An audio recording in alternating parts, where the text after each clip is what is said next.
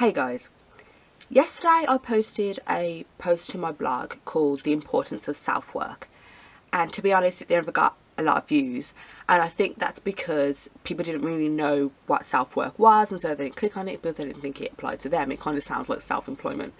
So I wanted to clarify that self-work, for me, it's something that I've kind of coined myself, is working on yourself, self with a capital S, what's inside of you. Right?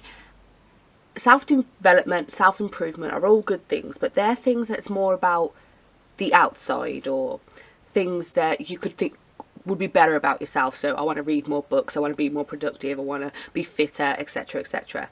Those things are all well and good, but they're for people who are kind of, okay, I'm all right within myself and I want to improve myself. But what about the people who have a lot of things going on inside of them that they need to work on?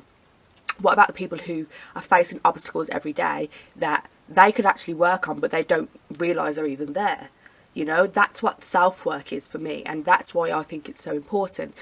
I've always been somebody who's a natural improver, so I'll kind of work on myself without even pushing myself to do it. I mean, sometimes obviously I've got to push myself to do it, but I'll kind of do it because I want to be my best self. I want to be as good and as good as I can be, basically. But working on your inside is a lot harder because, one, you might not know what your problems are. Two, you might not know what links, like you might not be able to see patterns and not be able to make connections between what you're doing and how you feel. And three, like, it's scary. It's really scary to be honest with yourself and realise that, okay, that thing led to this thing and that's why I'm feeling this way. And that was a really hard topic or area of my life back then that I don't want to revisit, or it's hard to take responsibility for your actions, basically, and say this is my fault, not because I'm bad, not because I'm crap, not because I'm weak, anything like that, but to be able to say I made this happen and that's okay. I'm willing to confront it and see why I did this and what I can make better about it, basically. So I've been doing that a lot, and that's why I wanted to share it. And today there's going to be a post that goes a lot into depth of my problem areas. I wasn't sure if I should share it, but I wanted to help other people realise that it's okay to be honest, it's okay to admit to your faults or shortcomings, and we all have them. It's completely normal, and hopefully if they read that they'll be like, oh okay, so I see what you mean by problem areas, I see what you mean by things that you can work on for yourself. So that will go up today. Please go watch it, and not watch it, read it, and please read the first one as well, The Importance of Self-Work, because it is so important. I won't go too much into depth about it, but through doing this self-work, and I'm sure a lot of more posts are to come and videos are to come, because it is really interesting and I'm going in deep. I'm reading this book, Rising Strong by Brené Brown, and it's amazing, and because of that book this is why I'm doing the self-work. So yeah, expect more of that and I'll share that information. But through doing that, as I've said on the post that's going up today, I've listed what are the problem areas, and I keep thinking, like, but why? That's the important thing. It's not just listing what the problem areas were, where you have big emotional reactions, where you have shortcomings, where you have faults and fears. It's also realising why.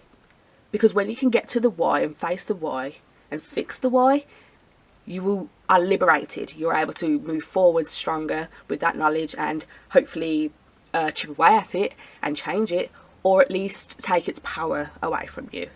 So one of the things that I realised, I won't go too much into it, but it's that I don't have a sense of belonging. I don't feel like I belong anywhere. And it's not just now, it's been always. I went back to first in the beginning, and yeah, with my family I don't really feel like I belong that much. I kind of feel like an outsider. I'm not as extroverted as them. I don't naturally think the same way or see the world in the same way. I'm kind of the overly kind one, and that kind of sets me aside from the others. And then in primary school, that was when it was the best, to be honest. I had a lot of good friends, and I had my best friend who I saw all the time ever since nursery, and we was friends up until I was 21. It's a long time, and it's a really great relationship that we had. She was my bestest friend, and I think that's one of the hard parts, is that she was my bestest friend and we drifted apart. I had assumed that we would be friends forever, that even if we never saw each other all the time, that she would still come over and see my kids, I'd go over and see her kids every now and then, and that we could see each other and it would just be like nothing had ever changed. And that's how it was. We went to different secondary schools, we went to different colleges, and we went to different universities, but we still spoke. But then all of a sudden something happened, and I don't really know what it is, maybe she knows what it was, but we stopped seeing each other as much, and we grew, we changed. She wasn't quite the person that she used to be, and it became harder to feel that connection with her anymore. And I guess naturally people drift apart, but maybe I've internalized that to mean that I'm not worthy of having friends, and that the one person who I never thought would leave me, the one person I felt that sense of belonging with, who was always in the background, suddenly wasn't there anymore, and that felt crap.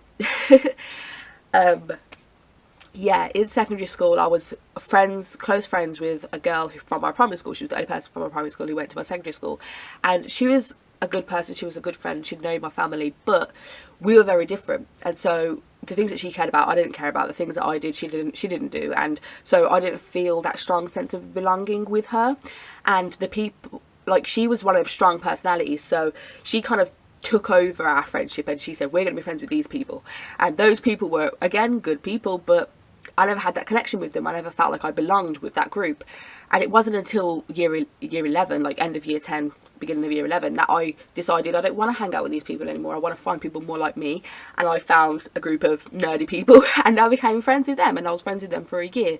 But again, the trouble was I never had that sense of belonging because I hadn't been friends with them for a long time. They'd been friends since year 7, but I'd only just become friends with them, so I was still kind of like the outsider on the outside of the group. And I got like kind of the jokes that, you know, you give to the black people, and that wasn't, at the time I never thought that was bad, but it's only upon reflection that I was like, that wasn't really fair, that just because I was the most black person in the group that I got all the black jokes. They weren't bad black jokes, it was just like, you know, chicken jokes. But yeah, it wasn't great. And so upon reflection I realised that they weren't my close friends either. And yeah, in university, I don't know if you've seen the story from my blog, you can read the story in depth on my blog, but I dropped out of university twice, and the second time I'd been there for a year, and I never felt like I belonged there. I really didn't feel like I belonged there, and that's one of the reasons why I left.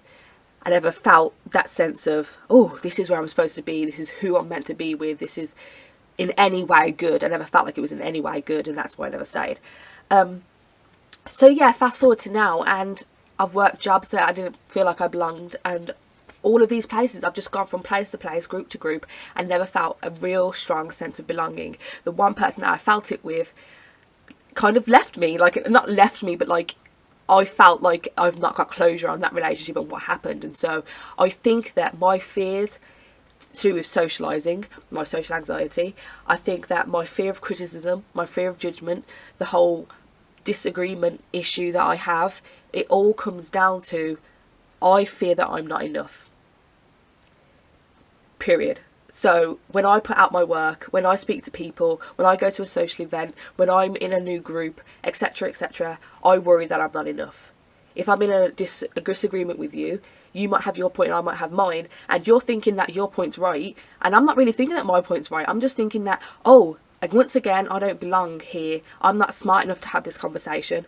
I'm not interesting enough to have this conversation. I don't have enough information to have this conversation, and so again, I am not enough. And that's through my lack of belonging anywhere. I am not enough to belong anywhere with anybody. And I think that was a really powerful revelation, and I really need to journal on it and get clear on what I feel and try and fix the murkiness. But yeah, I wanted to share that with you guys so that you know that self-work really does get results if you pay attention and if you care about doing it. And I believe that it can be liberating and it can be life-changing, because now I know something that I need to work on and something that I need to give to myself to be stronger and move forwards. So do the self-work, check out the posts on my site, which is srcrawford.co.uk, and I'll speak to you next time. Bye.